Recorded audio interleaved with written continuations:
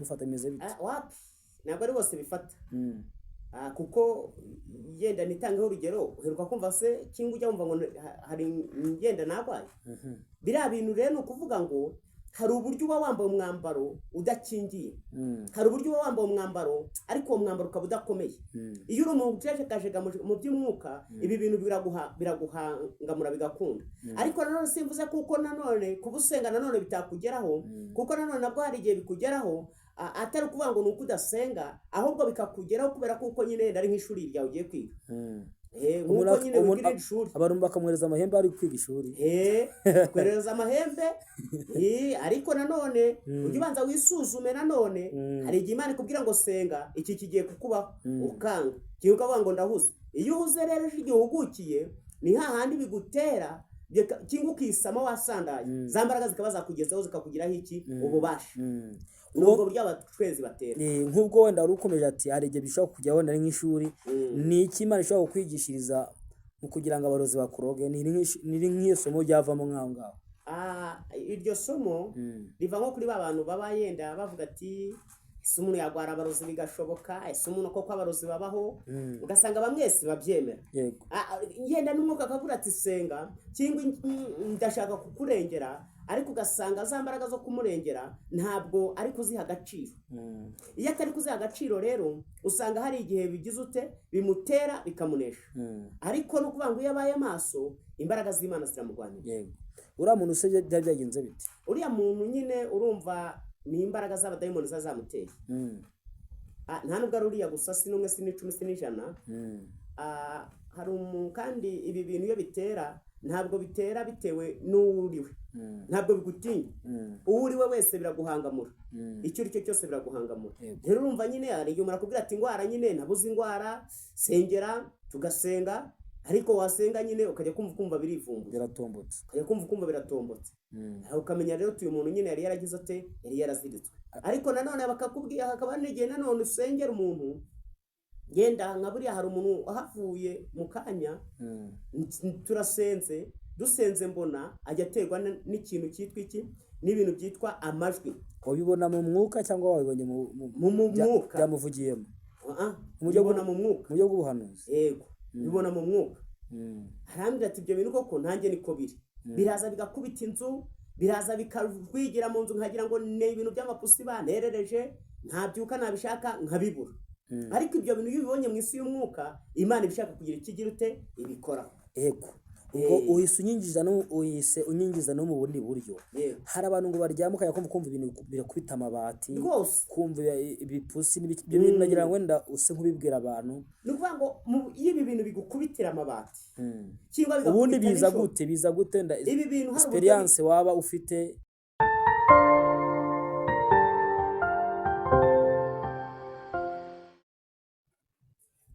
Inshuti z'umusaraba turabashuhuje kandi tubifurije amahoro y'Imana. Abantu mukunda ubutumwa bwiza bwa Yesu Kristo, abantu mukunda ijambo ry'Imana, mushonje muhishiwe. Imbere yanyu kuri kamera muri kumwe n'umukozi w'Imana Eric. Twifuje kuganira nawe kugira ngo tuganire iby'amabanga y'umwuka, tuganire ibera mu gice ciwe Imana yamuhamagaremo cyangwa se n'imirimo itandukanye Imana irimo kumukoresha muri iyi minsi. Mu gihe wenda abantu bacitse intege, abantu bazi ko gusenga batagisenga, ariko ab'Imana yatoranyije, ab'Imana yahamagaye, ubo umurimo w'Imana uba ukomeje cyane. Eric turagushuje. Yego. Turabashuhuje mu izina rya Yesu abadukurikiye kuri Pokeya TV. Imana nibaha umugisha n'abakanze subscribe, Yesu ajye yumva gusenga kwabo. Meze mute se muri no minsi? Tumeze neza. Murimo w'Imana kuri Pokeya TV uragenda ndetse n'ahandi hatandukanye inyuma ya kamera? Murimo w'Imana uri kugenda urebye. Aho abandi bananiriwe niho abandi batwomereza. Turashimira Yesu rero ko turi mu batarananiwe ahubwo turi mu bakomeje. Yego. Urabona ikirere cy'umwuka cyangwa se mbega mu isi y'umwuka urabona umurimo w'Imana muri rusange umeze gute? Umurimo w'Imana uko akorwaga kera niyo munsi ni kuri. Kuko Bibiliya itubwira kuko abayo bamenye kera. Kuba yarabamenye kera rero ni ukuvuga ngo abakora ni abakera. Za mbaraga za kera rero uko zakoraga kuri ba Elisa na ba Eliya na n'uyu munsi ziracyakora. kandi insengero ziri gufungwa. Gufungwa kw'isengero nizubatswe n'abana b'abantu. Bibiliya mu Bakorino niho hatubwira ngo mbese nimuzi ko imibiri yanyu ari insengero z'umwuka. Ntabwo rero insengero z'umwuka zari zafungwa. Hafunzwe izubatswe n'amaboko y'abana b'abantu. Byo guca n'abantu intege. Yego. Urufatiro rw'Imana ruracyahari. Kandi rwanditswe ngo Uwiteka azabe. Yego, dusengero twinjire mu kiganiro nyuma yo gusenga. Kadusenga Imana mu izina rya Yesu. Mana Data, Mana ishobora byose, turagushimiye neza n'imbabazi zawe, turagushimira urukundo rwawe, turagushimira ko ukomeje kurinda igihugu cyacu, ukarinda abagituye n'abari hanze yacyo, bose ukomeje kubimana mu izina rya Yesu. Hari abari mu mubabaro, Data ni wowe utanga ihumure, hari abari mu kaga, ni wowe ukwiriye kugira icyo wabigenza mu izina rya Yesu. Humuriza abababaye, abari mu nzu y'imbohe nabo batabare. Umuntu wese ubabaye, ubabajwe n'umubiri, ubabajwe n'ikindi kigeragezo icyo ari cyo cyose, niweho murengezi dufite, nta wundi mutabazi. Umuntu wese ugiye kumva iki kiganiro turamusengeye kugira ngo ahabwe umugisha nawe, amaso ye yongere arebe, itabaza rye ryongere ryake. Turakwizeye, turakwiringiye mu izina rya Yesu, amen. Amen. Tujye kuganira ku kintu cyerekeranye n'akantu twumvishe, Yego. ko umuntu arimo gusengera akavugirwamo n'abadayimoni. Mu yandi magambo tujya kuganira ku mikorere y'abarozi, imikorere ya Satani, Yego. mu bijyanye no kurogwa, mbega n'ibijyanye n'imyuka mibi. Hari video twabonye yawe urimo uvuga ku bintu by'imikorere y'abarozi, uburyo bashaka kohereza umuntu inzoka, Yego. yayica bigahinduka insinzi, ibintu nk'ibyo. Iriya video wenda abantu baraza kuyumva, biriya bintu hari abantu batabimenya, ndetse wenda hari abantu bagenda ariko barwaye abadayimoni, Yego. batazi ko barwaye abadayimoni. Ubundi biriya bintu ni ibiki? Biriya bintu twumva ko hari abamarayika baciwe mu ijuru. Yego. Bamaze gucibwa mu ijuru rero, kuko bari bigumuye, cyangwa Satani ise wabo cyangwa sebuja wabo yaramaze gucibwa, bamanukana nawe. Abo rero nibo baje bahinduka imbaraga z'umwijima. Nibo baza bagakorera mu bantu, nibo baza bakagira abo bakoresha muri bwa butware bwabo nyine, ariko si ubutware bufatika, ahubwo ni ibimenyetso by'ubutware bwo mu isi y'umwijima. Rero iyo uri impumyi, akenshi bakugeraho nyine ukadandabirana, ariko iyo uri umuntu ufite imbaraga, ufite cya kimenyetso cy'amaraso ya Yesu, ibyo ngibyo ubasha guhangamura izo mbaraga. Iriya myuka rero ikunda gukora, kandi igakunda kugira ububasha ku bantu benshi, kandi abantu benshi bamwe bavugiramo, abandi ntivuga. Rero abantu bafite imyuka izo mbaraga zitavuga, benshi muri bo nibo bafite nibo bafite ikibazo gikomeye, kuko ntabwo bari bamenye uburyo Satani agira ate akora ku buzima bwabo. Abo rero nibo Satani akuri kugenda akoresha, kandi gukora kwe akora ku manywa na nijoro. Usanga umuntu hari igihe yirwa ari muzima, akirirwa mu kazi ari muzima, ariko byagera nijoro akagaragara nk'igice cy'amaguru cyangwa igice cyo hejuru, akagara umutwe, amaso, mbega akagira ingingo zimurya. Za ngingo zamurya rero zamara kumufata, ugasanga agira amahoro ku manywa, ariko mu gicuku cya nijoro ntagira amahoro. N'iza mbaraga z'abadayimoni ziba ziri gukora ku buzima bwiwe. Yego. Umuntu yabwirwa n'iki ko wenda aboshywe n'izo mbaraga z'umwijima? Hari igihe umuntu avuga ati ariko ngewe ni ibintu bisanzwe ndwaye, ntabwo ari abarozi. Umuntu yabwirwa n'iki ko aboshywe n'imbaraga z'abarozi? Imbaraga z'abarozi ukuntu zikora, ni ukuvuga ngo ubimenya ryari. Hari igihe uhura n'indwara ukayivuza, wayivuza ya ndwara ntikire. Yego.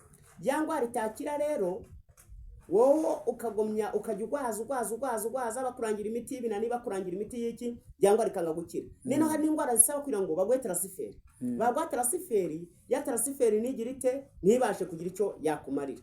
Neno kibaza ngo mbese biba byagenze bite? Ni ukuvuga ngo Satani we ukuntu akora, yari gukoresha izo mbaraga z'umwijima, agerageza uburyo akora mu cyiciro ataramenyekana. Mu cyiciro ajya gusuzumisha ntubone indwara, ugasanga umuntu ari gupfa, ariko washaka indwara ukagira ute ukayibura. Ubwo bwo turimo turareba ikintu cyatuma umuntu amenya ko aboshywe n'imbaraga z'umwijima. Izo mbaraga rero uwo muntu ziboshywe ntabwo abona indwara. Yego. arasuzumisha indwara ntayibona, bamuha imiti ntabwo imukiza, ahubwo arushaho kugagara. Icyo gihe ujya umenya ngo izo mbaraga zamaze kukwakira.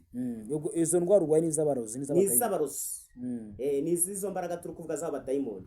Nizo rero ziba zaraguteye, ugasanga uri gushakisha, ugatanga bakaguca ibitambo, bakaguca ikinga, urakira. Oya, nta kindi cyagukiza keretse uzi imbaraga zaguteye uwo ari we, ni Yesu wenyine.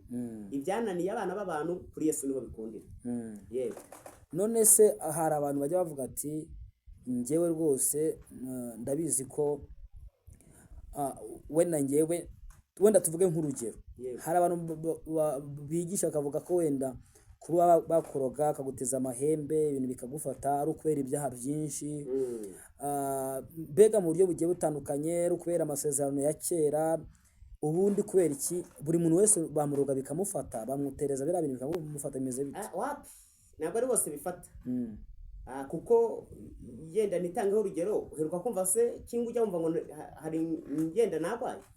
Biriya bintu rero ni ukuvuga ngo hari uburyo uba wambaye umwambaro udakingiye, hari uburyo uba wambaye umwambaro ariko uwo mwambaro ukaba udakomeye.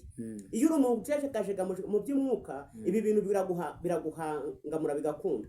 Ariko nanone simvuze kuko nanone kuba usenga nanone bitakugeraho, kuko nanone nabwo hari igihe bikugeraho, atari ukuvuga ngo ni uko udasenga, ahubwo bikakugeraho kubera kuko nyine ari nk'ishuri ryawe ugiye kwiga. Nk'uko nyine wigira ishuri, abantu bakamwohereza amahembe ari kwiga ishuri, kohereza amahembe. Ariko nanone ujye ubanza wisuzume. Nanone hari igihe Imana ikubwira ngo senga, iki kigiye kukubaho, ukanga kiyo ukavuga ngo ndahuze. Iyo uhuze rero igihe uhugukiye, ni hahandi bigutera cyangwa ukisama wasandaye, za mbaraga zikaba zakugezaho zikakugiraho iki ububasha. Ubwo buryo abatwezi batera. Nk'ubwo wenda wari ukomeje ati hari igihe bishobora kujya wenda nk'ishuri, ni iki Imana ishobora kukwigishiriza mu kugira ngo abarozi bakuroge? Ni nk'iyo somo ryavamo nk'aho ngaho? Iryo somo riva nko kuri ba bantu baba yenda bavuga ati ese umuntu yarwara abarozi bigashoboka, ese umuntu koko abarozi babaho, ugasanga bamwese babyemera. Yenda n'umwuka akavuga ati senga cyangwa ndashaka kukurengera, ariko ugasanga za mbaraga zo kumurengera ntabwo ari kuziha agaciro. Iyo atari kuziha agaciro rero, usanga hari igihe bigize ute bimutera bikamunesha. Ariko no kuvuga ngo iyo abaye maso, imbaraga z'Imana ziramurwanira. Uriya muntu se byari byagenze bite? Uriya muntu nyine urumva ni imbaraga z'abadayimoni zamuteye. Nta nubwo ari uriya gusa, si n'umwe, si n'icumi, si n'ijana. Hari kandi ibi bintu iyo bitera, ntabwo bitera bitewe n'uwuriwe, ntabwo bigutinya. Uwuriwe wese biraguhangamura, icyo uri cyo cyose biraguhangamura. Rero urumva nyine hari igihe umuntu akubwira ati indwara nyine nabuze indwara, sengera, tugasenga. Ariko wasenga nyine ukajya kumva birivumbuye, biratombotse, ukajya kumva biratombotse. Ukamenya rero uyu muntu nyine yari yaragize ate, yari yaraziritswe. Ariko nanone bakakubwira, hakaba n'igihe nanone usengera umuntu, yenda nka buriya hari umuntu wahavuye mu kanya, turasenze, dusenze mbona ajya aterwa n'ikintu cyitwa iki, n'ibintu byitwa amajwi. Wabibona mu mwuka cyangwa wabibonye mu mwuka byamuvugiyemo? Ubibona mu mwuka, mu buryo bw'ubuhanuzi. Yego, bibona mu mwuka. Arambwira ati ibyo bintu koko nanjye niko biri. Biraza bigakubita inzu, biraza bikagwigira mu nzu, nkagira ngo ni ibintu by'amapusi banerereje, ntabyuka nabishaka nkabibura. Ariko ibyo bintu iyo ubibonye mu isi y'umwuka, Imana ibishaka kugira ikigire ute ibikora. Yego. Ubwo uhise unyinjiza no mu bundi buryo. Hari abantu ngo baryamuka kumva ibintu birakubita amabati, kumva ibipusi n'ibyo bintu, nagira ngo wenda use nk'ubibwira abantu. Ni ukuvuga ngo iyo ibi bintu bigukubitira amabati, ubundi biza gute nda experience waba ufite abantu babikubwira cyangwa se n'ibyo ubona, ubundi biba bimeze gute? Ni ukuvuga ngo ibi bintu mu buryo biza mu buryo bwinshi. Hari uburyo biza ukumva ni nk'ibuye rikubise, hari uburyo biza ukumva ni nk'ibintu bigenda hejuru y'inzu, hari uburyo biza ukumva ni nk'ibintu bigwanira hejuru y'inzu, ariko ukumva wenda ni nk'injangwe, ukumva ni nk'ibiki, nk'ibintu biri kurwana nyine, ariko byo mu buryo bw'ubunyamaswa, buryo bw'ubusimba nyine, atari mu buryo bw'abantu. Ukumva ibyo bintu birakubita. Hari n'igihe naho biguterera isaha imwe, ukaba waragiye muri iriya myuka, bakaba baragutanze cyangwa bakaba barakuziritse, ugasanga biguterera nk'isaha imwe. Niba ubyuka saa munani ukireba, bikaba birakubise. Ni cyane n'imicanga byose. Niba uryama saa 3 ugiye kubona agatotsi bikaba birakubise. Bimenya igihe cyo gusinzira kwawe akaba aricyo gihe bizira. Bimenya igihe cyo gukangukira kwawe akaba aricyo gihe bizira. Izo mbaraga rero zituruka kuki? Ni bariya abadayimoni, ni ibyo myuka ndi kubabwira y'abarozi ibigutera. Ariko ibyo yose nta kindi kibigwanya uretse imbaraga z'iki z'amasengesho. Ukwiriye rero gufata igihe cyo gusenga, ukambara imbaraga, ukambara ubutware, ukaba muri bya bihe byo kunesha mu izina rya Yesu.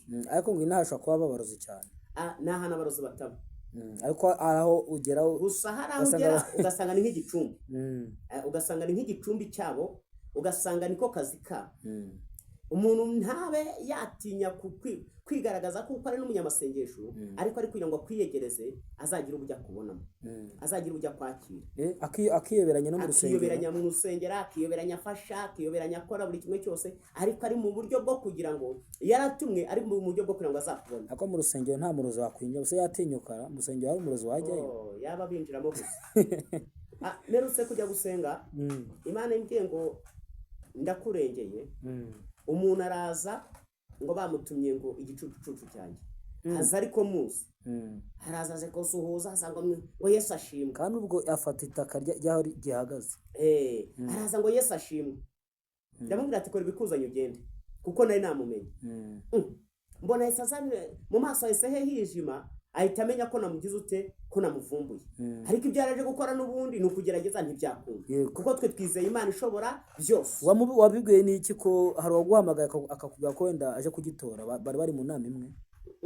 Nuvuga ngo ni kwa kundi usenga Imana ikaguhishurira umuntu wari we, akakubwira turi muntu ameze gutya na gutya. Twebwe abenshi tubana cyangwa dusa nkaho nyine urumva duhurira mu isi y'umwuka, urumva hari abo muhura nyine bakamenya nyine imbaraga ikurimo iyo ari yo. Yego. Kuko nk'ejo bundi hari umuntu nasengeye, baravuga ngo ntabwo twari tuzi ko hariho umuntu ugifite imbaraga z'Imana. Ndavuga ati ese kubera iki? Benshi barabakamuye. Ati reka abantu bose imbaraga bari gukoresha ni izacu. Bambwira abapasitori, bambwira baki, bamwe mwumva ndabazi. Ndavuga se abantu nanjye ko mbazi ibyo si byo bintu bibaho. Ariko nanjye nkakubita akajisho, hari umupasitori Imana yigeze kunyereka ukomeye, imunyereka ngo yagiye ikuzimu. Nenaho nawe numva bamuvuzemo. Nkubita kubyo icyo gihe nari ndi gusenga, ko nari ndi gusenga amasengesho y'imisi 3, iri kumbwira ngo nje ngendera abantu gakeya, ntabwo abantu bose abaramini. Yego. Ndamunumva nawe bamuvuzemo. Numva n'imbaraga bamuhaye kandi niyakoresha koko.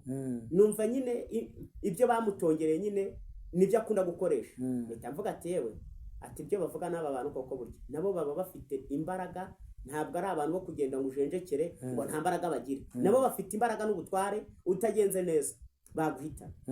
Yego.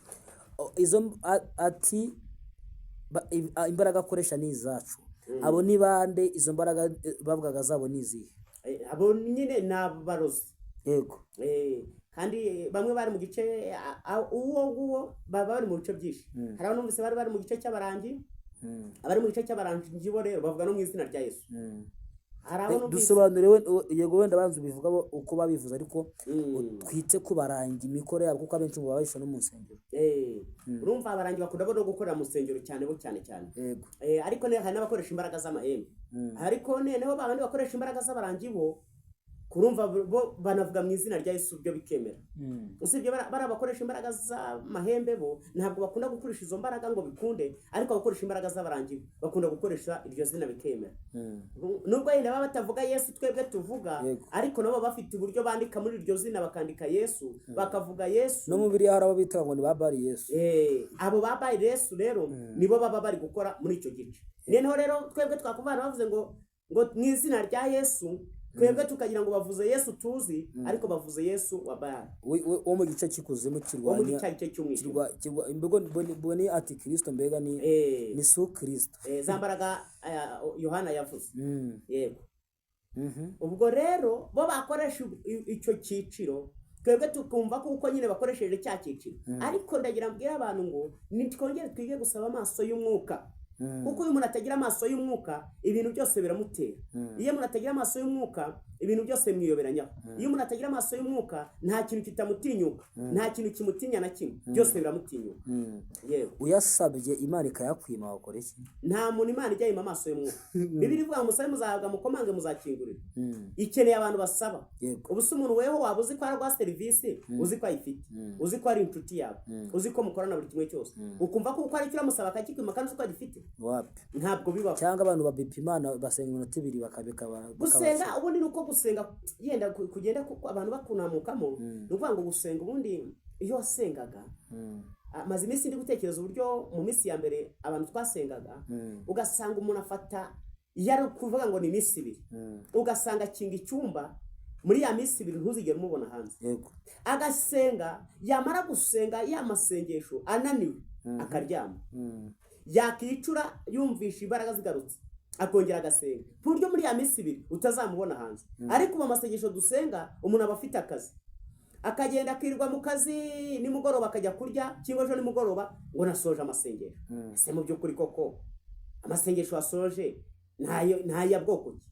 Ugasanga umuntu ari kuvuga ngo Imana ngo yavuganye nanjye, ngo Imana ngo yaregetse amasengesho minsi ngo narayasenze. Ese koko warayasenze? Gusenga se waretse iki wakira iki? Wasize iki ujya gusingira iki? Akazi wari ufite waragasize ujya gusingira iby'umwuka? Cyangwa wakomeje akazi kawe ahubwo wicisha inzara? Abantu rero dufata amasengesho yo kwicisha inzara tukagira ngo ni ukwiriza, ukicisha inzara ngo wirije. Oya, mujye mutandukanya amasengesho. Gusenga no gusenga, iyo wirije ubusa ubifatanya no gusenga. Hari n'atubwiye ati ubundi umuneke hari ubwo n'abanywa icyayi mu masengesho, hari n'abari mu isukari, abandi bakanywa icyayi na bombo, abandi bakanywa igikoma, bakanywa na bombo, abandi bakanywa isukari yo ku ntoki yandi itari no mu mazi, ngo ntacyo bitwaye. Ariko se amasengesho usibye ayo muri iki gihe cy'imeruka, ayo masengesho mbere wasengaga na minsi 5 ukaba wamira n'amacandwe, ni wamiraga n'amacandwe bakakwihanisha ati Imana imbabarire. Ariko ubu ngubu usanga umuntu uri no gusenga umunsi umwe yitwaje igicupa cy'amazi. Mbega kubona izo mbaraga bisaba no kwitanga, ugasenga Imana ikakwambika imbaraga mu isumwuka, ukanitanga nyine ukaniyiriza. Yego. Kugira ngo Imana iguhe izo mbaraga zinesha, ni ukubanza kugira ngo ugire ibyo usiga. Umuririmbyi yaravuze ngo musige ibyino mu isi bitazahoraho, mwiyegurire Yesu umwami w'ijuru. Kugira ngo ubone iby'ijuru rero ni uko ubyiyegurira. Niyo ushaka iby'isi ni uko ubihozaho umutima. Icyo ushaka rero cyose ugomba kugiharanira. Iyo uharaniye iby'umwuka urabibona, niyo uharaniye iby'umubiri ugira ute urabibona. Ni ubwo buryo rero izo mbaraga ziri kugenda zikora zaba dayimoni. Yego. Tugaruke gato wenda ku barangi. Abarangi imikore yabo ni bantu ki? Ese ibintu bavuga ngo basenga inzoka, ndagira ngo wenda abarangi nkawe ubwawe wenda abantu bagiye gufasha gusenga babashywe n'iyo myuka, ku giti cyawe ni bantu ki babona gute? Abarangi ni ukuvuga ngo buriya uko babona bakora mu byiciro bitandukanye. Ku musozi hari abarangi 5, ntabwo imbaraga zabo ziba zihuye. Buri muntu aba afite imbaraga yiwe. Yego, ariko bose ari mu gisata cy'abarangi. Ariko ari mu gisata cy'abarangi hakaba hari uteza inyatsi, hakaba hari utereza inzoka, hakaba hari ucuragura. Ubwo ni misiyo zabo zitandukanye. Ariko ni misiyo baba barimo zitandukanye. Ariko misiyo zose umwe iyo ashaka kugira ngo iyo bamuhaye misiyo akabona itarakunda, abwira mugenzi we akamuha ya misiyo yindi. Iyo misiyo yindi rero iyo amaze kuyibona niyo agenda akagira ate agakoresha. Nubwo buryo rero bw'abarangi bagenda bakora, ugasanga nyine hari ikirere cy'umwijima bakoreramo, ariko bagakora mu buryo bw'ibyiciro. Ubwo buryo bw'ibyiciro rero bagenda bahana amakuru, ariko ikintu baba bagamije bose ni ukugira ngo basenyere wa mugozi umwe. Yaba aho bagiye bakeneye imbaraga, yaba aho bagiye bakeneye uburyo, yaba aho bagiye bakeneye uburyo bw'ubufasha bwo kugira ngo babone wa mugozi, za mbaraga zo kugira ngo batahirize umugozi umwe. Rero ikirere cyabo uburyo gikora gikoresha imbaraga zitandukanye. Nakubwiye ngo abakoresha imbaraga z'abarozi z'inzoka, hari n'abakoresha imbaraga z'ibintu bagutereza, akagutereza nk'ibintu by'ibisimba, akagutereza n'ibintu by'iki. Nabo nyine imbaraga zabo nyine zijya gukora nk'iz'amahembe, usibye ko nyine bakunda kugira ishusho yo kwiyoberanya. Bakunda kugira ishusho yo kwiyoberanya, bakaza mu ishusho yo kwera ariko batari kwera. Yego. Nubwo buryo bakora nabo. Hanyuma Kimironko ngira ngo niho icyicaro cy'abarangi kiri. Umuyobozi wabo ngira ngo arazwi kuko ahora kuri za YouTube arimo gusobanura imikore y'abarangi, yitwa Kajongi. Avuga ko ibo abarangi ari nk'itsinda mbega abarangi mbega ni nk'abamarayika cyangwa se imbaraga z'Imana Imana yohereje kugira ngo zize zifashe abantu zibakize indwara zananiranye, harimo indwara nyine bita ko ari za karande zananiranye z'abarozi. Usanga wenda hari abantu bagiye kwivurizayo bakajonge, usanga bafite ikintu cyitwa ngo urukwanzi, bagenda bagikoza ku barwayi bazunguza umutwe. Ibyo bintu Kajonge asobanura kuri kamera ndetse bari no kubikamera, turabihuza gute n'ibyo ngibyo uri kuvuga ko iyo mikorere ishobora kuba itandukanye? Iyo mikorere iratandukanye, ariko nawe urumva nyine kinakoresha si Bibiliya. Yego. Twebwe iyo dusenga dukoresha Bibiliya. Kandi Bibiliya nabo ariko bashatse hari uburyo bayifata bakayikoresha, ariko hari ahantu agaba ari gutezo kamera ntiyakoresha Bibiliya, kuko ni ijambo ry'Imana rega. Kandi ijambo ry'Imana ntabwo yakemera kujya kurivugira ubusa. Bibiliya avuga ngo ntukavugira izina ry'Imana ubusa. Ntabwo yakemera kujya kwivugira ubusa, rero ntabwo byakunda. Rero icyo kintu bari kugenda zunguza nicyo kimuha izo mbaraga zo kuvuga ngo nyine ngo Imana yanjye irashoboye, ngo Imana yanjye irashoboye, nk'uko natwe tuvuga ko Imana yacu ishoboye. Ariko turagira ngo abantu twebwe ibyacu bica mu mucyo. Nubwo ibyo bigaragara nk'ibiri mu mucyo, ariko ni wa mucyo w'isi, si umucyo wo mu mwuka. Twebwe ibyacu bigira umucyo wo mu mwuka. Nicyo kintu rero mba mbwira abantu, ibyacu bigira umucyo wo mu mwuka, ntimuzabyigeranye n'ibigira umucyo w'iki wo mu mubiri. Niyo mpamvu rero ziriya mbaraga bakoresha bo ibyo bintu bazunguza nibyo baha izo mbaraga. Natwe dukoresha Bibiliya tukatura amagambo ya Yesu Kristo umwami wacu, niyo aduha izo mbaraga. Izo mbaraga rero hari imbaraga zimira izindi. Mose igihe yabwirwaga n'Uwiteka yaramubwiye ngo genda ujye kwa Farawo ujyane inkoni. Aravuga ati kandi iyo nkoni uyirambike hasi. Ayirambitse hasi ngo ihinduke inzoka. Ariko ngo ageze mu Egiputa na Farawo akoresheje abakonikoni biwe, nabo za nkoni barambitse hasi zihinduka iki? Inzoka. Ariko itandukaniro ryari hehe? Ryari kuri ya nkoni ya Mose, kuko ariyo yarambuye, amaze kuyirambura amaze kuyiterera hasi igafata za nzoka zindi. Nta yindi nzoka yatinyutse muri izo zindi ngo nayo itinyuke iyo ya Mose. Iyo ya Mose rero nubwo zose zari inzoka, zigaragara ko zose zifite ubutware, ariko ntabwo ubutware bwazo bwanganaga. Ubutware bwazo rero aho butanganiraga ni uko utwo dutoya twose yadutoraguye ikaducagagura. Yego. Nizo mbaraga rero, izo nizo mbaraga mbavuga za Yesu. Wenda reka duhuze bino bintu. Bo bavuga ko bavura indwara zananiranye. Hanyuma bo bavuze ko harimo abateza inyatsi, abateza mbega ku bintu bitandukanye, bafite ibintu bitandukanye. Ibyo bintu byo kudasinzira. Ko bo bavuga ko bavura, ko bafite n'abantu benshi babashima, wowe ukaba urimo kubitiranya n'abarozi. Ni ukuvuga ngo gushima ntawe udashima, sibyo? Umuntu ashimira uwamuhaye cyangwa umuntu ashimira uwamugize icyo amumarira. Kuko nyine ikirere cyose urimo nta cyiciro wabona kitagira abagishima. None se abatinganyi ntibagira ababashima? Barahari. None se tuvuge ngo tubakomere amashyi ngo muri mu kazi? Ni ukuvuga ngo rero nabo ngabo ntibabura ababashima. Ariko icyo ngewe mba mbwira abantu ni uburyo yenda nubwo hari ibyo dukeneye cyangwa hari ibyo turwana nabyo, hari ibyo dushaka, ariko turababwira ngo nimushake iby'umwuka. Kuko abayoborwa n'umwuka, ijambo ryarambwiye ngo nibo bana b'Imana. N'ubu tuvugana hari abantu bivuriza rero, bavuga ko hari abavuzi bavurwa, n'ubu hari abagiye kwivuzayo. Ndakubwiza ukuri, mperutse gusengera umuntu, nagiye ahantu sanga yagiye mu barangi kwivuzayo, ajyanayo umwana. Nawe bamuhaye amakuru nk'ayo ngayo ngo aha hantu bagira ute? Baravura. Abaratitirije ajyayo, baravura rikaka. Agezeyo ajyana umwana. Ariko mu by'ukuri nubwo namusengeye sinanzi ko yajyanyeyo umwana. Yego. Ndamubwira ati ariko niko nawe warajyanye umwana mu barangi. Arambwira ati nibyo. Ndamubwira ati ariko uyu mwana nubwo weho Imana ikubohoye, ariko uyu mwana ntabwo abohotse. Kandi koko uwo mwana bari baramuteza ibintu by'isereri, nihagararaga umunota umwe yahitaga yikubita hasi. Byaravuye mu barangi cyangwa barabayimuruza? Byaravuye mu barangi agira ngo agiye gukira, ahubwo abariyo bamurogera. Umwana se yagiye kwivuza indwara imwe ahubwo akura yindi. Noneho kugira ngo agire indwara imwe agira indwara nyinshi. Aba bantu nubwo buriya reka nkubwire, Bibiliya yaravuze ngo gupfa ntazabura gupfa, ariko no gukira ntazabura gukira. Ariko reka nkubwire buriya ahantu hose ni nk'uko umuntu ajya kwa muganga akakirira, undi bakamusezera akamubwira ati umuti wawe ntawe turi kubona, ejo Imana ikamwikiriza. Nangaha abantu bose bajya hose ko bahakirira, ariko umuntu wese ujya ku Mana agomba gukira. Kuko Imana niyo ifite ubuzima bwawe. Imana ntigukiriza amafaranga, ntigukiriza imiti, ntigukiriza iki. Ibaganga baragusezerera aho hose ukajyaho bikanga. Iyo dusomye Bibiliya mu butumwa bwiza, dusoma inkuru z'umugore ngo watanze ibye byose, ngo arabitangaho ibiguzi ngo akire indwara yari afite. ariko iyo ndwara ngo yanga kugira ute, yanga gukira. gukira. Ariko ahuye na Yesu amukiriza iki? Ubuntu.